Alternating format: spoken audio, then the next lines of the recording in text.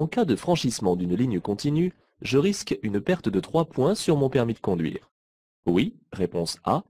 Non, réponse B. Je peux dépasser le véhicule. Oui, réponse C. Non, réponse D.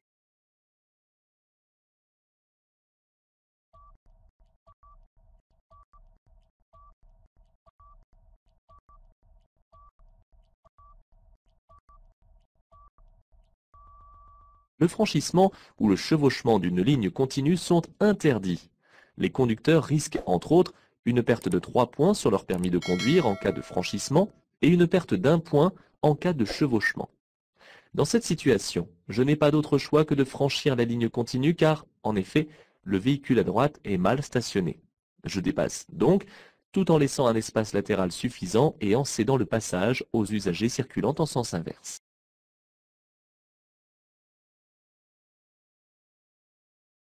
Je suis bien placé pour effectuer un dépassement. Oui, réponse A. Non, réponse B. Circuler. Oui, réponse C. Non, réponse D.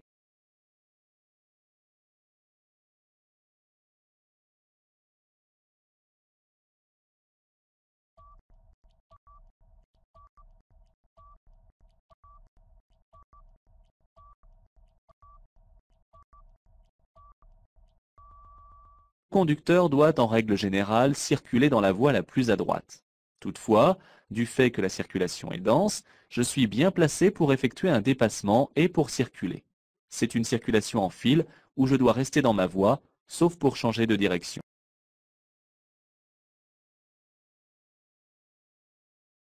La signalisation autorise le dépassement. Oui, réponse A. Non, réponse B. Je continue le dépassement. Oui, réponse C. Non, réponse D.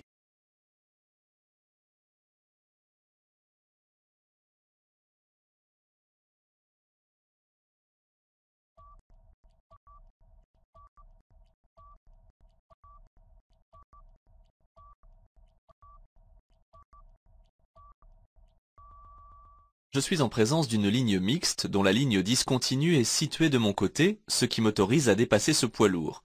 La visibilité est bien dégagée devant et la distance est suffisante. Je continue le dépassement en cours. En agglomération, les dépassements sont autorisés. Réponse A. Interdit. Réponse B.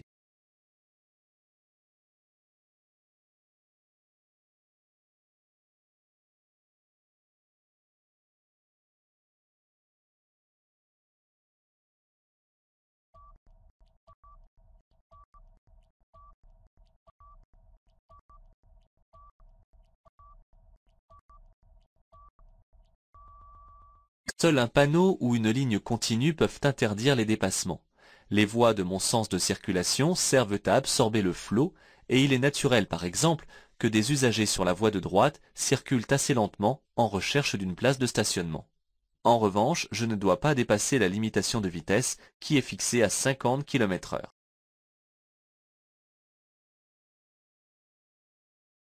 Pour dépasser ces deux camions, je reste sur la file de gauche. Réponse A.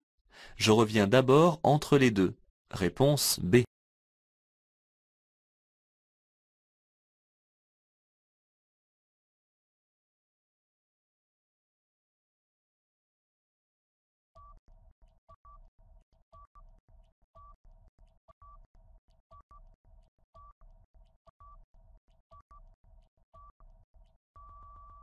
L'espace entre les deux poids lourds est insuffisant pour que je puisse y circuler en toute sécurité. Il faudrait au moins 4 traits de la bande d'arrêt d'urgence entre les deux pour pouvoir me rabattre. Comme les deux voies sont affectées à mon sens de circulation, je reste dans la file de gauche et je me replacerai à droite lorsque toutes les conditions de sécurité seront réunies.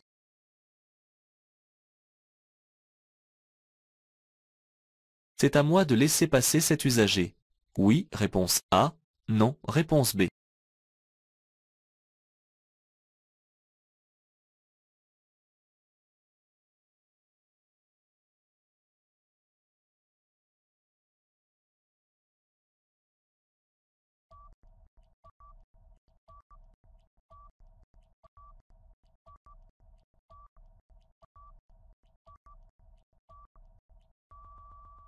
La règle est logique et simple. Je dois céder le passage aux usagers arrivant en face si un obstacle m'oblige à dévier ma trajectoire. C'est ici le cas.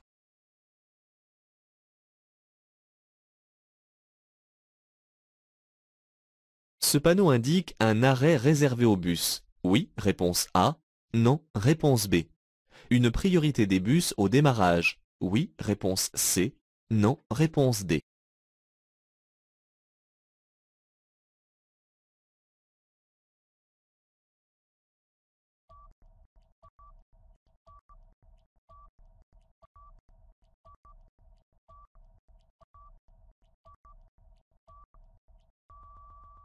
Ce panneau indique un emplacement réservé aux bus des lignes régulières. Je ne peux pas m'y arrêter.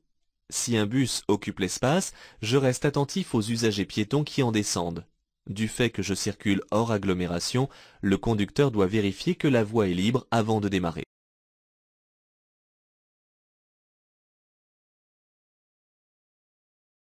Je suis bien placé pour continuer sur l'autoroute. Oui, réponse A. Non, réponse B. Pour prendre la sortie. Oui, réponse C. Non, réponse D.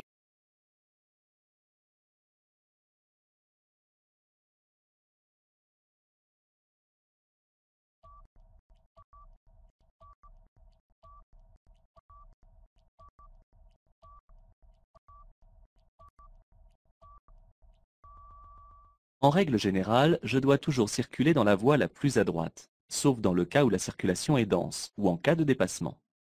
Les panneaux m'indiquent les deux voies pour aller tout droit et la voie de sortie. Je suis bien placé pour continuer sur l'autoroute, mais aussi pour prendre la sortie.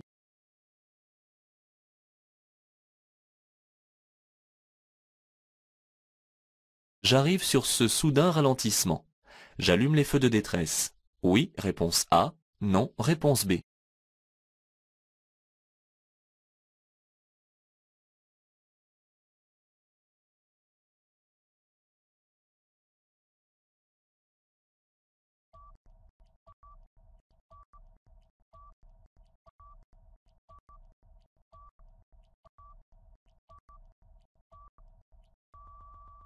Sur autoroute, les vitesses sont élevées et il est impératif de signaler au plus tôt un ralentissement important.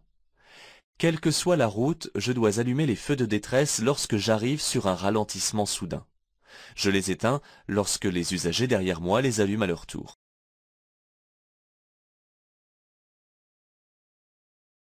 Je peux encore sortir ici. Oui, réponse A. Non, réponse B.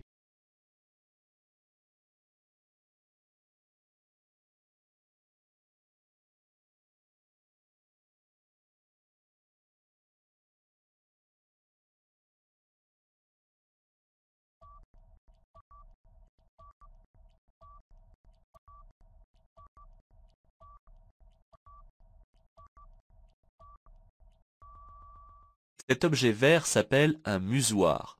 On voit ainsi de loin la séparation physique des voies. La sortie est ici interdite. Je suis en effet au niveau du zébra et il est trop tard pour manœuvrer.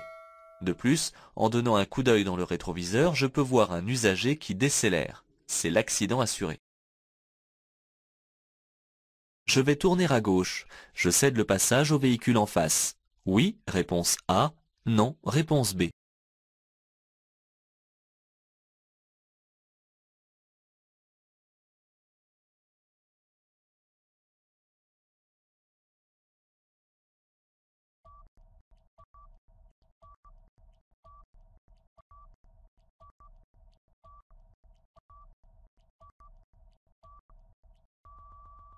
J'utilise une voie de stockage pour tourner à gauche. Les voies de stockage sont aménagées de manière à permettre un changement de direction sans gêner la circulation des usagers continuant tout droit. En tournant à gauche, je coupe l'axe des véhicules en face. Je leur cède donc le passage. Pour tourner à gauche, je m'insère dans la voie de stockage dès le début. Oui, réponse A. Non, réponse B. Je cède le passage aux usagers arrivant en sens inverse. Oui, réponse C. Non, réponse D.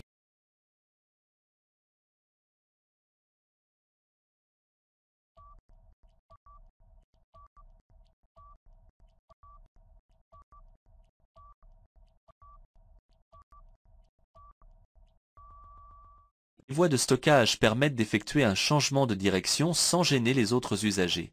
Il faut les emprunter dès le début afin de ralentir suffisamment avant de tourner. Si un véhicule arrive en sens inverse, je devrais le laisser passer avant de tourner à gauche. Je me rends à Longjumeau. La sortie est à 700 mètres? Oui, réponse A. Non, réponse B. Je commence à ralentir? Oui, réponse C. Non, réponse D.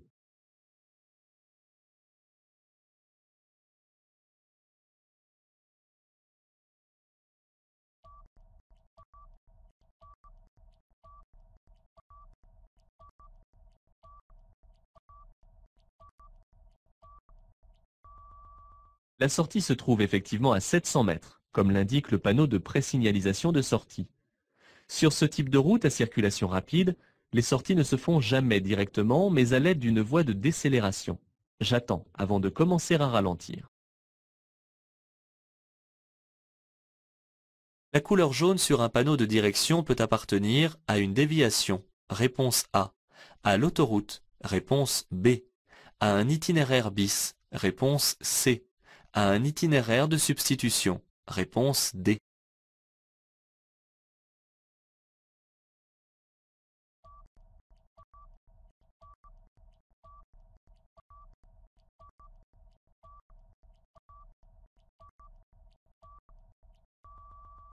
Les directions d'autoroute sont bleues. Parfois, le symbole autoroutier est inclus dans un panneau vert car cette direction y mène. Le jaune est réservé aux travaux, donc aux déviations d'itinéraire.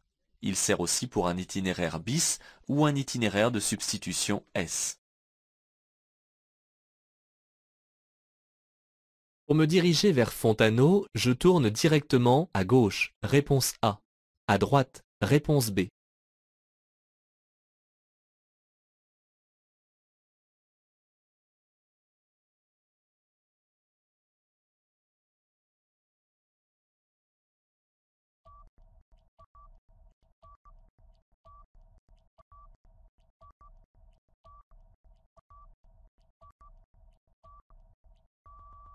Le panneau comporte une interdiction de tourner à gauche à l'intersection. Mais la direction de Fontaneau reste possible en m'engageant sur la voie de droite, puis en tournant à gauche. Cet aménagement sert à sécuriser le carrefour. Le stationnement est gratuit. Oui, réponse A. Non, réponse B. Limité à 2 heures. Oui, réponse C. Non, réponse D.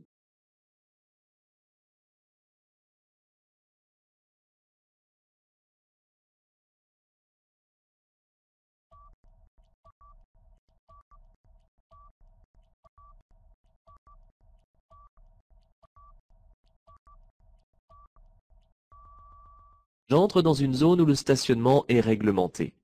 Le symbole indique une zone bleue. Dans cette zone, je devrais donc utiliser un disque qui me permettra de stationner gratuitement pendant 1h30 au maximum. La période de midi est plus longue, cependant le disque reste obligatoire. Je peux m'arrêter sur la droite comme la voiture. Oui, réponse A. Non, réponse B.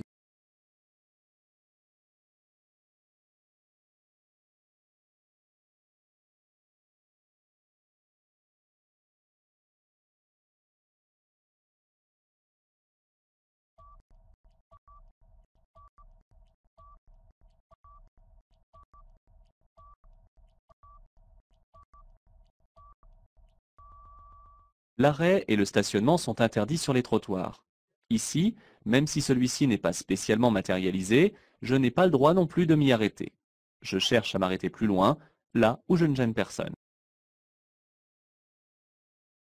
Je peux effectuer un arrêt à droite. Oui, réponse A. Non, réponse B. Je peux stationner. Oui, réponse C. Non, réponse D.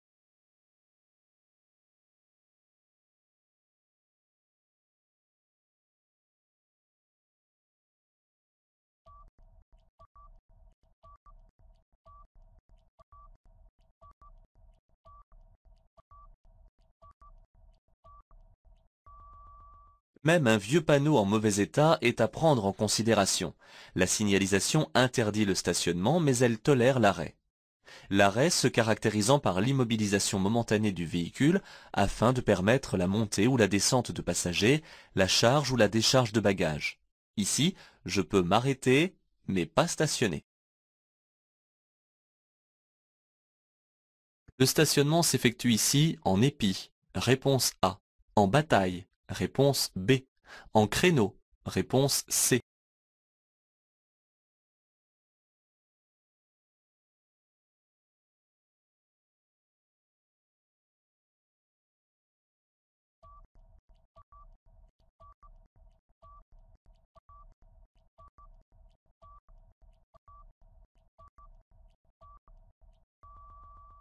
Ce type de stationnement s'effectue ici en bataille. Il est préférable, quand on stationne en bataille, de se positionner en marche arrière, car cela permet de disposer d'un maximum de visibilité en quittant ensuite la place. Sur ce zigzag jaune, je peux m'arrêter pour déposer un passager. Oui, réponse A. Non, réponse B. M'arrêter du fait de la circulation. Oui, réponse C. Non, réponse D.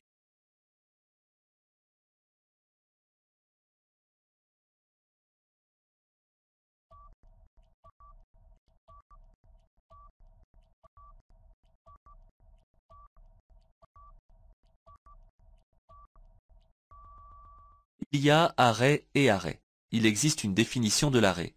Déposer ou prendre un passager ou charger et décharger son véhicule tout en restant à proximité pour le bouger. L'arrêt dû à un bouchon, par exemple, n'entre pas dans cette définition.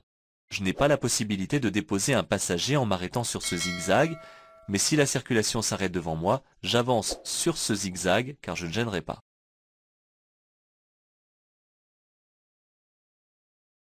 Le système de chauffage-ventilation permet d'aérer le véhicule en été. Oui, réponse A. Non, réponse B. De désembuer les vitres en hiver. Oui, réponse C. Non, réponse D.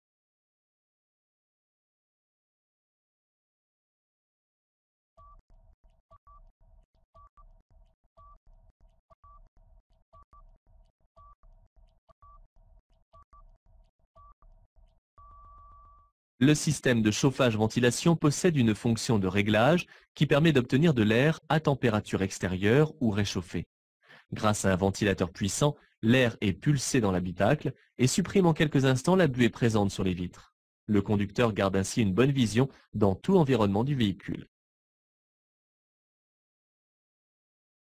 Ici, les feux de route sont utiles, réponse A, obligatoire, réponse B.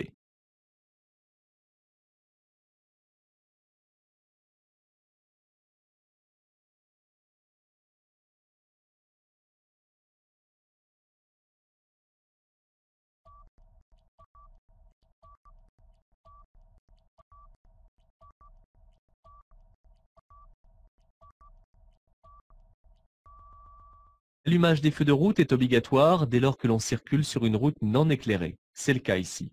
Plus loin, j'allumerai les feux de croisement puisque la route sera éclairée. Je dois régulièrement nettoyer les vitres de mon véhicule pour éviter l'éblouissement. Oui, réponse A. Non, réponse B. Une amende? Oui, réponse C. Non, réponse D.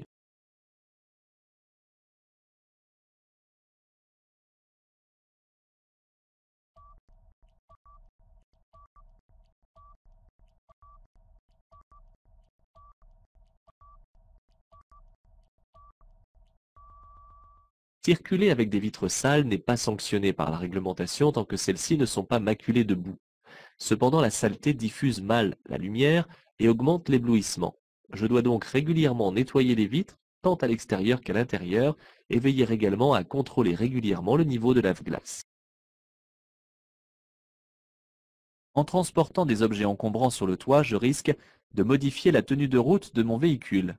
Oui, réponse A. Non, réponse B. D'augmenter la consommation de carburant. Oui, réponse C. Non, réponse D.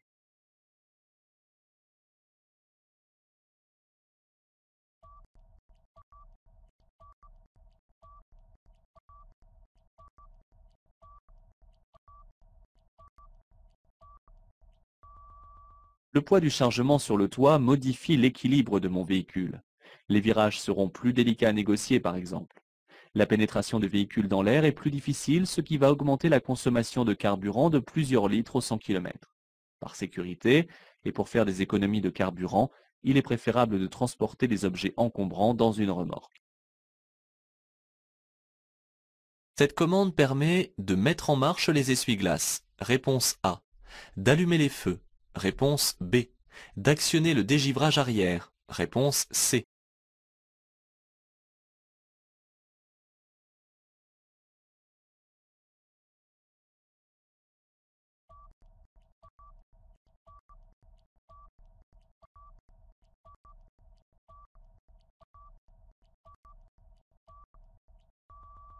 Cette commande est située à gauche du volant. Elle permet d'actionner les feux de position, de croisement, de route et de brouillard. Une position laisse également ici l'ordinateur de bord gérer l'allumage automatique en cas de baisse de la clarté ou en cas de pluie. Un accident s'est produit 1 km derrière moi. Je peux faire des appels lumineux. Oui, réponse A. Non, réponse B.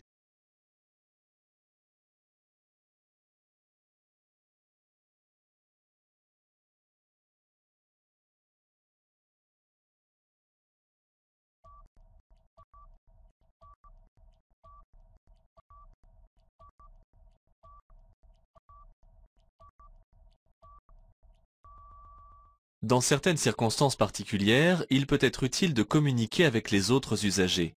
Faire un appel lumineux aux usagers en sens inverse peut les aider à anticiper et ne pas être surpris par un éventuel ralentissement. En cas de fumée dense dans un tunnel, je quitte mon véhicule. Oui, réponse A. Non, réponse B. Je rejoins une issue de secours. Oui, réponse C. Non, réponse D.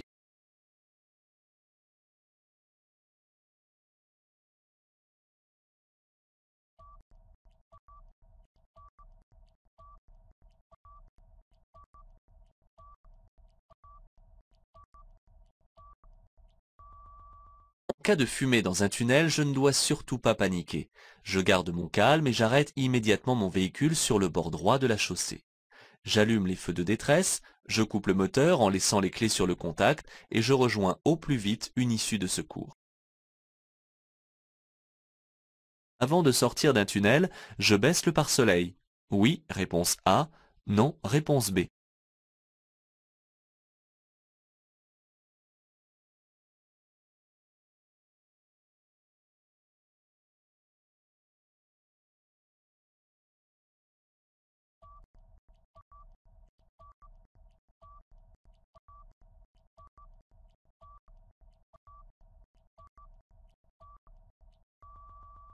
Le tunnel est un lieu qui est moins éclairé qu'à l'extérieur. En le quittant, la différence de luminosité produit un éblouissement. Pour limiter cette agression, je baisse le pare-soleil avant la sortie. Pour réduire ma consommation de carburant, je choisis un régime moteur adapté à ma vitesse. Oui, réponse A. Non, réponse B. Je modère ma vitesse. Oui, réponse C. Non, réponse D.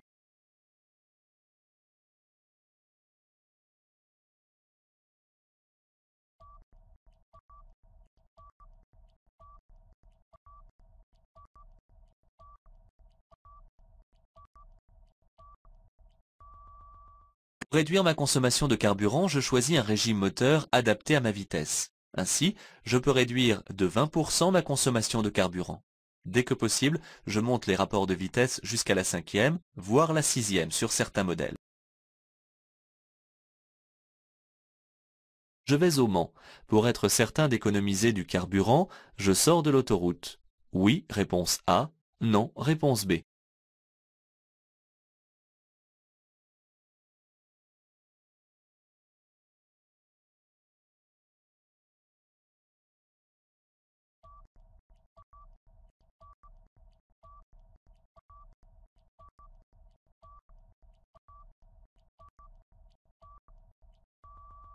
L'autoroute possède l'avantage qu'on régule facilement sa vitesse de croisière sans accélération superflue, alors qu'en suivant un autre itinéraire, j'aurai souvent à m'arrêter et à redémarrer. Il est peu probable qu'en quittant l'autoroute, j'économise du carburant. Ce rétroviseur suffit pour contrôler avant de m'insérer. Oui, réponse A. Non, réponse B.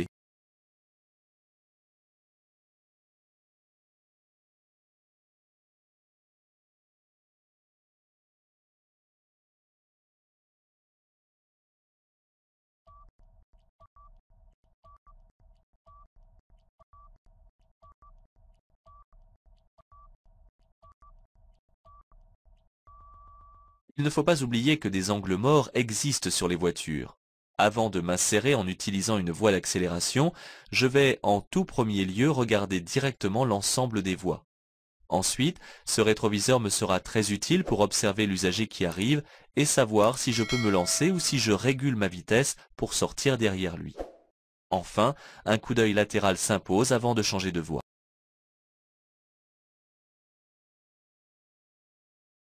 Pour diminuer les effets de l'alcool, je peux boire un café.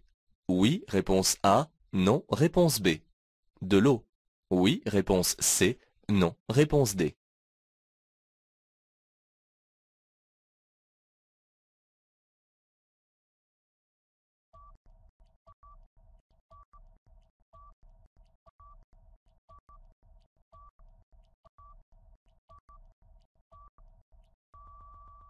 En matière de réduction des effets de l'alcool, il y a beaucoup d'idées reçues, notamment celles qui conseillent de boire un café ou de l'eau. Ces substances ne peuvent aucunement faire baisser le taux d'alcoolémie et les effets dus à un taux excessif sont donc toujours présents.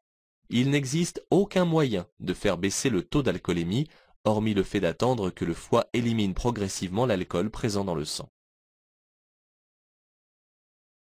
Je suis fatigué, mais mon trajet s'arrête à Agen. Je préfère accélérer un peu. Réponse A. Maintenir le régulateur de vitesse à 130 km/h. Réponse B. Faire une pause sur la prochaine aire. Réponse C.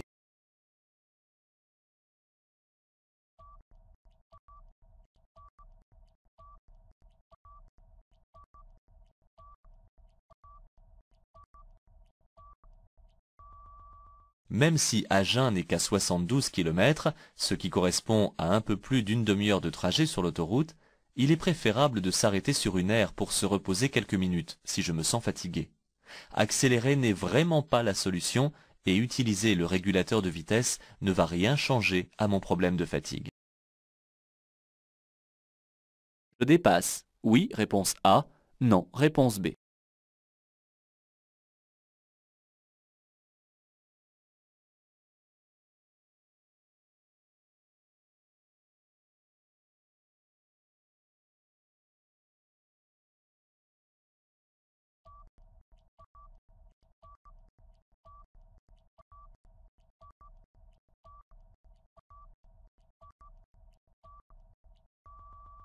C'est très juste, mais il y a suffisamment de place pour dépasser ce cyclomoteur à condition qu'il maintienne bien la droite. Mais je vais aussi en même temps croiser des camionnettes et ce n'est pas raisonnable car je dois serrer à gauche la ligne continue. Ce signal indique la proximité d'une cabine téléphonique publique. Oui, réponse A. Non, réponse B.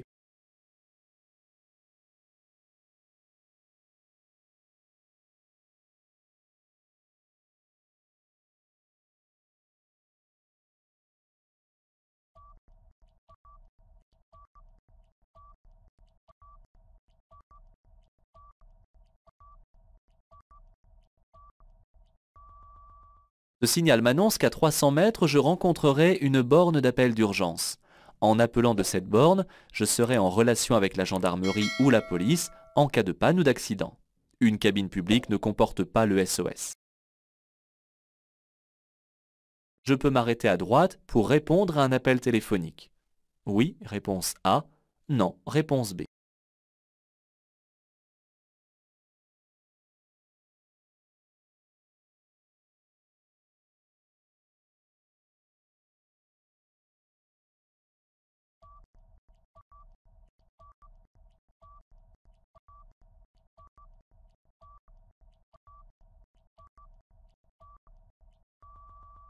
Je fais bien de m'arrêter pour téléphoner, sinon je risque fort d'être en infraction. L'espace à droite est disponible car il se situe sur l'accotement et je ne gênerai pas la visibilité du panneau. Attention cependant à ne pas me placer au regard de la sortie de propriété. Dans cette station de sport d'hiver, le stationnement est interdit. Si je me range à gauche, oui, réponse A, non, réponse B. Si je me range à droite, oui, réponse C, non, réponse D.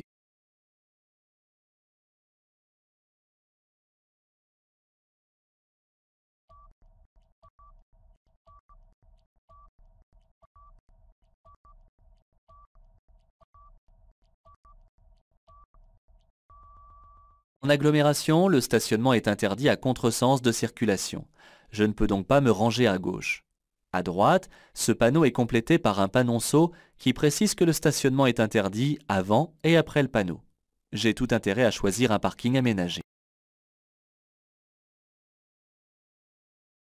J'utilise l'avertisseur sonore. Oui, réponse A. Non, réponse B. Je fais des appels de feu stop. Oui, réponse C. Non, réponse D.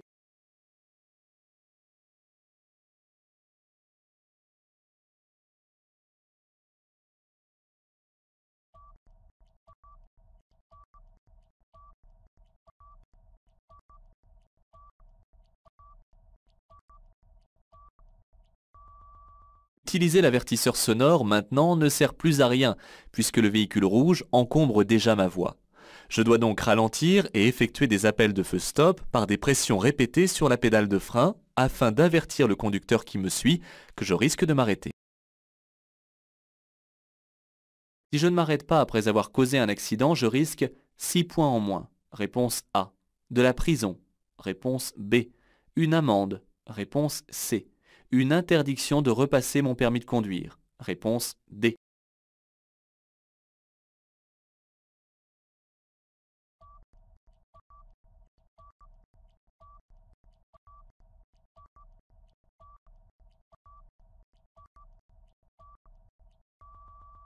Le délit de fuite est une infraction très grave. Dans le cas où je ne m'arrêterai pas après avoir causé un accident, je risquerai de lourdes peines, comme une perte de 6 points sur mon permis de conduire, jusqu'à 2 ans de prison ainsi qu'une très forte amende. Après un accident, même si je ne suis pas responsable, je dois toujours m'arrêter. Les aérateurs servent à désembuer les vitres. Oui, réponse A. Non, réponse B. À diriger le flux d'air dans l'habitacle. Oui, réponse C. Non, réponse D.